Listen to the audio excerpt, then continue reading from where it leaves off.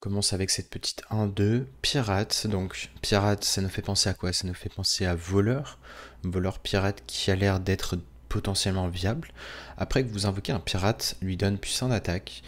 Ok, ça rajoute un serviteur à 1 de mana. Je crois qu'il n'y en avait pas forcément énormément, à plus de 1 PV. Donc, pourquoi pas. On enchaîne avec le Sing Along Buddy. Une 1-4 pour 2. Votre Hero Power peut se déclencher 2 fois. Peut-être que ça peut être pertinent avec un deck comme Druid. Druid Hero Power. Là, c'est vraiment le seul truc qui me vient en tête. Maintenant, c'est un mecha avec quand même pas mal de PV. Mais c'est vrai qu'un deck comme Voleur, Mage, je pense pas que ça soit si pertinent d'avoir un Hero Power qui se déclenche 2 fois au final. Donc si on pense en tant que passif brut, c'est peut-être plus en druide que ça peut être intéressant. Le Rumble Enthusiast. Après que vous jouez une carte à gauche ou à droite de votre main, infligez un point de dégâts à un adversaire aléatoire. C'est une 2-5 pour 3, le body est pas mal maintenant. Est-ce qu'on a envie de jouer cette carte? Bah, au final, dans des decks aggro, peut-être, pourquoi pas, parce que c'est une 2-5 qui va très souvent rester sur board, et du coup, si vous pouvez faire un dégât à chaque fois que vous jouez une carte, bah, à voir, hein, ça va dépendre vraiment si la méta est agressive ou pas. La 1-4 pour 5, rush, cri de guerre, swap l'attaque avec un autre serviteur. Donc ça peut être pertinent pour voler l'attaque d'un serviteur. Maintenant, est-ce que cette carte sera jouée? Je ne pense pas. Nostalgic Initiate, Miniaturize. Miniaturize, c'est obtient une copie 1-1 de cette carte. Donc ça peut être intéressant. La première fois que vous lancez un spell, gagne plus de plus 2. Donc vous allez en avoir une copie 1-1. Pareil, je pense pas forcément que cette carte soit jouée. Après, ça fait quand même une 5-5. Si vous avez la possibilité de jouer un spell pour 0, là par contre, ça devient tout de suite plus pertinent. Je pense notamment à Druid qui a cette capacité, à voleur. Donc, à voir. Une 2-1 pour 4, la Gingling Tony Maker. Raldagoni invoque 2, 1-2 Mecha avec Taunt et Divine Shield. Globalement, il faut calculer en termes de stats ce que ça fait. C'est une 2-1 qui invoque l'équivalent de 2-4, sachant que ça fait des Divine Shield. En termes de protection, ça va être pas mal pour ralentir l'adversaire. Maintenant, pareil, est-ce que c'est une carte qu'on a envie de jouer? C'est sensible à silence, même si on n'aura pas forcément beaucoup. Et à voir, je pense. Il n'y a pas de deck intuitivement qui me vient à l'esprit avec cette carte. Forgotten Animatronic. 4-6 pour 5. À la fin de votre tour, détruit un serviteur avec moins d'attaque que celui-ci. Donc c'est pas précisé si c'est un serviteur allié ou adverse. Donc ça peut détruire un serviteur allié. Maintenant, si vous savez que vous n'avez pas de serviteur avec moins d'attaque, bah pourquoi pas. On se rappelle, à l'époque, il y avait une carte qui était un T5 qui détruisait un serviteur avec 2 d'attaque ou moins, quelque chose comme ça. Donc globalement, si vous-même vous n'avez pas de serviteur, bah, c'est une 4-6 qui peut détruire un serviteur adverse. Si l'adversaire spam le board, bah, c'est pas si pertinent que ça, mais voilà. Je pense pas que ce sera vraiment joué. Raldagoni, la Clearance Promoter. Raldagoni réduit le coût de 2 spells de votre main de 1. La cheating mana, c'est quelque chose de très intéressant. Je pense notamment en mage. En mage, pas le mage Mozaki, mais le mage Sif.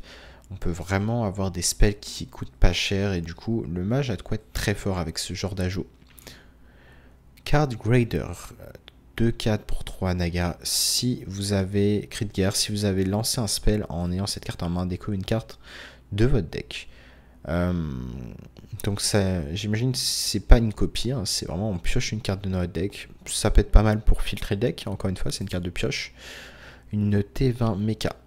8-8 pour 20, coûte 1 de moins pour chaque carte que vous avez pioché cette partie. Est-ce que ça devient assez pertinent Démoniste qui a vraiment une grosse capacité à piocher? Peut-être plus en druide. À voir, pareil, hein, ça peut être un peu lent de manière générale quand on arrive à vraiment beaucoup piocher. Puis même maintenant, druide, il y a moins de cheating mana, donc peut-être que druide va juste être un peu trop lent pour jouer ce genre de carte. Donc je sais pas dans quel archétype on pourrait jouer ça. Maintenant, cette carte peut être intéressante avec un T3 qui vous shuffle toute votre main et pioche le même montant. Là, par contre, ça vous permet de vraiment vite réduire le coût du géant. Donc là, on va avoir peut-être des synergies intéressantes. Je ne saurais pas vous dire dans quel deck ça pourra être bien. Maintenant, c'est une synergie qui existe. Nostalgic Gnome, 4-4 pour 4, Miniaturize, donc vous donne une 1-1 copie de celle-ci. Rush, après que ce serviteur inflige des dégâts exacts létals pendant votre tour, pioche une carte. Donc si vous attaquez une 1-4, 2-4, 3-4, n'importe quoi à 4 de PV, vous allez piocher une carte. Pareil, à voir si cette carte serait vraiment jouée. C'est quand même cool d'avoir une rush qui pioche. À voir s'il y a beaucoup de créa à 4 PV au final. Mais potentiellement une bonne carte de cycle. Floppy Hydra, 2-4 pour 3. Bête Shuffle, en râle d'agonie, shuffle une copie de cette carte dans votre deck avec des stats doublées en attaque et PV. Donc ça peut faire un effet un peu fatigue infinie. Et sachant que chasseur bête a de quoi vraiment revenir dans la méta, je pense que cette carte pour le coup sera jouée en chasseur bête. Je pense que ce sera même une bonne carte. Le Nostalgic Clone, 6-5 pour 5, Miniaturize, Battlecry. Si vous avez joué une carte de coup plus haut en ayant cette carte en main, inflige 4 points de dégâts. Donc la Miniaturize qui va elle-même infliger 4, ce qui est plutôt cool. Hein. Ça peut faire pas mal de burst. En plus, le body est clairement correct. L'Origami Crown, une 4-1 pour 4, Taunt, cri de guerre. Échange les PV avec un autre serviteur. Bon, globalement, vous volez les PV d'un autre serviteur, ce qui peut être intéressant. Mais pareil, je trouve que c'est un peu cher. Là, 3-3 pour 6. Lina Shop Manager. Quand vous lancez un spell, remplis votre board avec des serviteurs aléatoires de son coût. Ça dépend de à quel point on peut faire du cheating mana et jouer une carte qui coûte cher. Rafraîchir du mana, ouais, je sais pas. Je sais pas quoi penser de cette carte. Je pense que ça m'a l'air compliqué de trouver des bonnes synergies avec, mais à voir. 5-5 pour 5. Le Workshop Janitor. Crit de guerre. Si vous contrôlez une location, pioche 2 cartes. C'est quand même pas mal de pioches. Hein. À voir si on a envie de jouer ça, mais dans des decks un peu agressifs peut-être. C'est bien d'avoir du follow-up pioche dans des decks qui n'auraient pas forcément de pioche, donc à voir. Je pense pas que ça sera encore une fois joué parce que c'est lent, mais à voir. Tarslim 0-3 pour 1. A plus 2 d'attaque during pendant un tour adverse. Donc ça devient une 2-3 pour 1 avec taunt. Pareil, hein, peut-être qu'on peut l'envisager dans des decks lents un peu, juste pour gagner du temps. En début de partie, si vous l'avez sur un c'est fort, vous contestez une 2-2 par exemple. Le Scarab Keishan, cri de guerre, découvre une carte à 2 de mana. C'est une 1-1 pour 1. Ça peut faire de la value maintenant de la jouer cette carte, peut-être en chasseur justement pour avoir vraiment plein de cartes pas chères. À voir. 2-3 pour 3, un Murloc, le Plucky Painfin, Poisonous, cri de guerre, pioche un serviteur rush. Ça va dans du cycle, ça a poison. C'est un cool ajout, je pense, à l'archétype Murloc. Hein. On est content d'avoir de la draw. À voir quel Murloc intéressant on peut avoir. Donc, intéressant. Le Mace Maker, il a un 3 pour 3. Lifesteal Taunt, Radagonie inflige un point de dégâts à tous les ennemis. Bon, si l'adversaire joue un deck token, ça peut être très cool, mais pareil, je pense pas que cette carte soit vraiment jouée. Gift Raper Whelp, un T1, 2-1 pour 1. Cri de guerre, si vous avez un dragon en main, lui donne à cette carte et donne au dragon en main et ce serviteur puissant. Donc ça va être aléatoire si vous avez plusieurs dragons en main, j'imagine. Et du coup, ça devient une 3-2 pour 1. L'archétype dragon qui a de quoi être viable, hein, typiquement Android. Donc c'est toujours cool d'avoir un T1. Il n'y avait pas vraiment de T1 Android. Cosplay Contestant, 3-4 pour 3. Après que votre adversaire joue un serviteur, se transforme en copie 3-4 de celle-ci. Je suis pas sûr que ça sera vraiment joué. T4, 3-4 pour 4 caricatures artistes. Kriedger pioche un serviteur de coût 5 ou plus. Lui donne une Funny Moustache. Je sais pas du tout ce que ça fait que la Funny Moustache. Je pense que ça fait peut-être pas grand chose, mais à voir. Hein. Peut-être que vous aurez l'info. Un T3, le Bucket of Soldiers. Raldagoni invoque 5 1-1 Soldiers avec des effets random. Donc ça peut être Poisonous, Divine Shield, Taunt, Rush, Wind Fury, Stealth. Donc ça revient une 0-2 qui invoque 5-1-1. Le truc c'est que voilà, il faut pouvoir booster cette carte peut-être en paladin au final. Cette carte devient intéressante à piécer sur le tour 2 et en tour 3, bon, on a le buff +2/+2 par exemple. Je vous dis vraiment des curves comme ça, mais en paladin peut-être que cette carte sera ok. Un T10 Factory Assembly Bot, une Miniaturize 6-7 pour 10. À la fin de votre tour, invoque une 6-7 bot qui attaque un adversaire aléatoire. Donc ça peut aller face. Donc c'est globalement 12, 14 de stats. En plus de ça, vous avez Miniaturize qui, le même one drop, va invoquer une 6-7. Donc elle reste en vie à la fin de vos tours. Globalement, une carte très bonne. Sur des découvertes aléatoires, ça peut être très fort maintenant. De là à le jouer dans le deck, je sais pas. À voir. Observer of Mysteries. Kriedger lance 2 secrets. À la fin de votre tour, les détruit. Au début de votre tour, les détruit. Ok. 2-2 pour 3. Donc, il faut partir du principe que ça peut juste ralentir l'adversaire, vraiment. C'est-à-dire que si vous lancez Objection ou un truc interagit avec les serviteurs, et que les secrets ont des chances d'être déclenchés ce même tour, cette carte peut être un peu l'équivalent d'une 2-2 pour 3 passe le tour adverse, du moins ralentit vraiment le tour adverse, en plus de vous faire des effets positifs à vous. Donc intéressant, pareil, je pense pas que ça soit vraiment joué, mais à voir. Après, l'avantage de cette carte, c'est quoi? C'est qu'en mage secret, le T6 qui coûte 3 de moins pour chaque secret que vous contrôlez, bah, du coup elle synergise parfaitement avec ce démon.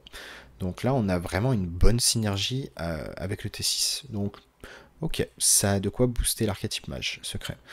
Un T6 1-1 pour 6, Divine Shield, Lifesteal, Kriedger, échange ses stats avec un autre serviteur. Plutôt correct si évidemment il y a un autre serviteur. Maintenant ça Lifesteal, Divine Shield. Ce qui est dommage c'est qu'il n'y ait pas rush, ça serait un peu abusé, mais pourquoi pas. C'est un dragon.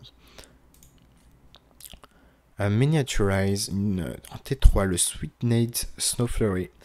Kriedger obtient 2 random temporary frost spell, donc des sorts de frost temporaire. Pareil, je pense que ça sera pas vraiment joué, même si c'est un LM, à voir en mage, en tout cas, je pense pas que ce sera vraiment joué. Mais peut-être dans Shaman qui va peut-être avoir un bon archétype LM. Le Joy Mindser Gepetto, une 6-6 pour 8. Kriedger obtient des copies de chaque un attaque ou un PV serviteur que vous avez joué pendant cette partie. Cette carte a de quoi être intéressante, notamment on voit que les serviteurs comme ça qui en soient un attaque ou un PV, du coup c'est des cartes que vous pouvez avoir des copies de ces cartes. Ça de quoi faire de la value.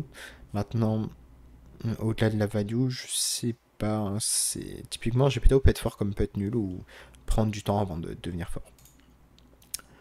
Le Wheel of Death. Wheel of Death, un sort à 8 de démoniste. Détruit votre deck, dans 5 tours, détruit le héros adverse. Est-ce qu'on va avoir des avantages? C'est une carte qui me paraît vraiment très lente. Je sais pas, je trouve vraiment cette carte très lente. Après, en pratique, ça se trouve, je me trompe totalement, ça va être très fort, mais dur à dire. En tout cas, c'est une carte qui peut être marrant sur Yogg. Le fait que les spells soient lancés aléatoires, ça peut être drôle. Le King Plush, un T9 pour... D'ailleurs, attendez, on va s'arrêter là. Je vois que je viens de continuer sur Démoniste et Chasseur, mais on était censé s'arrêter aux cartes neutres. Donc, on s'arrête aux cartes neutres pour aujourd'hui. Et je pense que je ferai plusieurs classes à la fois les prochaines fois. Parce que sinon, ça fera des vidéos un peu trop courtes. Mais en tout cas, ouais, plutôt des cartes neutres intéressantes. On va à la limite s'intéresser aux cartes neutres qui s'en vont. Pour les quelques petites cartes notes que j'ai oublié de citer dans les nouvelles cartes, il y a le Corridor Sleeper qui commence en dormant après que 7 serviteurs meurent, se réveille. Donc une 3-5 pour 1 qui a été très forte dans le Paladin de Tars, qui a de quoi être vraiment très fort dans les decks token aggro. C'est vraiment un très bon ajout et d'ailleurs pour être sûr de ne pas me faire avoir, je vais cliquer à la main le Colifero de Artis qui est déjà présent et qui nous permet d'invoquer une nuée de Ragnaros notamment, une 6-5 pour 8. Et il y a des decks intéressants qui ont commencé à être on va dire build maintenant. Je m'intéresserai plutôt à présenter des decks avec cette carte après l'extension, une fois que la méta se stabilisera un peu. Le Musician, Wind Up Musician, un T6 tradable et inflige un point de dégâts à tous les ennemis, serviteurs ennemis. Et quand on les change, ça l'upgrade, tout simplement. Je pense que ça serait une carte un peu trop lente pour que ce soit viable à voir. Une 4-3 Undead pour 4. Ral d'Agonie réinvoque cette carte avec -1/-1, donc ça fait une 4-3 qui invoque une 3-2, qui invoque une 2-1. Et je sais pas si ça marche, si on le buff, je pense pas pour être honnête. Si imaginons on lui donne +1/+1, est-ce que ça va redevenir une 4-3 qui va être réinvoquée? Je ne pense pas. À vérifier. Je pense vraiment qu'il n'y en aura que 3, donc ça fait l'équivalent de 7-5, 9-6 de stats pour 4 de mana, ce qui est vraiment très correct, je trouve. Si on fait les stats pures de la carte, c'est vraiment très, très correct. Est-ce qu'on a oublié une carte? Oui, on avait oublié une autre carte. Déjà, Ziliax Deluxe, qui vous permet de vous construire votre propre Ziliax Deluxe parmi une multitude de choix. Donc je sais pas combien il y aura de choix, peut-être qu'il y aura 2 choix, 3 choix, parmi toutes les possibilités proposées ici, donc à voir. Maintenant, la dernière carte, c'est le Splendiferous Wisdom. Au début de la partie, vous commencez avec un deck expérimental de Wisdom.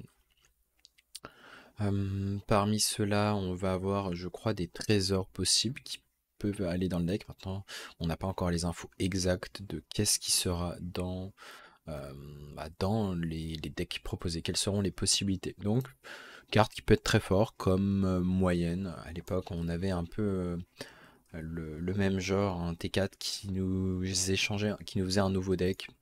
Et au final, c'était pas si joué que ça. D'un point de vue compétitif, déjà, elle était interdite, la carte. Je pense que ce sera un peu le même cas pour cette carte. Donc pour ce qui est des cartes qui partent, on va essayer de faire en bref, vraiment les cartes clés qui partent. La 1-1 Mecha, le Sir Finlay qui s'en va. Il y a des cartes notamment comme la 1-3 Naga qui va rester en standard dans le corset. Donc je vais pas redétailler celles qui restent en standard, je vais juste vous dire celles qui partent. C'est pas mal de Naga qui partent également. Euh, Qu'est-ce qu'on a d'autre d'intéressant? Le Okani qui était joué à une époque, le School Teacher qui s'en va. Attendez, en vrai, je suis en train de dire que ces cartes s'en vont, mais ouais, il me semble qu'elles s'en vont. Là, j'ai bien sélectionné Sunken City.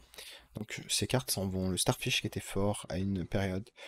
Euh, le T5 qui pioche des Murlocs qui était très joué en Shaman Murloc. Donc, maintenant, l'archétype Murloc qui risque de perdre un coup si jamais on a vu qu'il y avait une carte neutre intéressante à 3 de mana. Ini et Queen Ashara qui étaient très fortes en voleur, notamment Queen Ashara. Et Neptulon, Ozumat, donc je pense que c'est le départ de tous les colossaux, les colossales, tout simplement. Ou du moins la plupart. Pour ce qui est de la deuxième extension qui s'en va, c'est logiquement Castle Nafria qui s'en va. La Sketchy Stranger qui découvre un secret qui s'en va. On a le Murloc Holmes qui était joué notamment en prêtre, prêtre contrôle. Murlocula qui était joué dans certains decks aggro. Steam Cleaner qui s'en va également. Donc je sais pas si l'archétype des players reste, ça sera à voir. En tout cas, dans les autres vidéos où je présenterai les decks, je vous montrerai également quels decks s'en vont, enfin quelles cartes s'en vont, pour avoir un ordre d'idée de voilà, qu'est-ce qui sera jouable la prochaine extension. Théotard qui s'en va, Sylvanas de Accused qui s'en va, mais on a le retour de l'autre Sylvana, tout simplement Sylvanas. Et Kel'Thas qui était joué à une période Android. Sir Denatrius qui s'en va, de Jailer qui était fort à une période donnée en paladin notamment, et l'insatiable Dévoreur qui était très ok Android avant. Voilà pour les cartes qui s'en vont. Pour cette extension, on s'intéresse maintenant au Path of Arthas. Path of Arthas, non, je suis en train de me rendre compte que c'est que des cartes de, de DK. Donc, est-ce que c'est du coup l'extension de Lich King qui s'en va? Possible, je pense que ça va être plus ça. Donc on a le départ d'Astalor, de pas mal de Undead qui coûtaient 1 de mana. On a le départ là, des 4, 2-4 Nerubian Visier. La 2-5 était jouée en DK Impi, qui s'en va. L'Arcaniste qui était joué en DH, notamment même en Démoniste, Démoniste combo.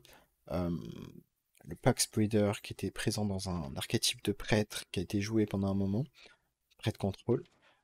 L'Invincible pour 8 de mana qui s'en va. Le Revander qui était fort en late game pour tuer le deck adverse, dans les meilleurs de contrôle notamment. Et le Thaddeus qui s'en va également. Le Sunwell, le spell à 9, légendaire. En tout cas, j'espère que cette vidéo d'analyse vous aura plu et on se retrouve très bientôt pour une nouvelle vidéo. On fera les classes qui sont sorties, donc à voir. Je pense que j'en ferai 2-3 par vidéo. Sur ce, tchuss.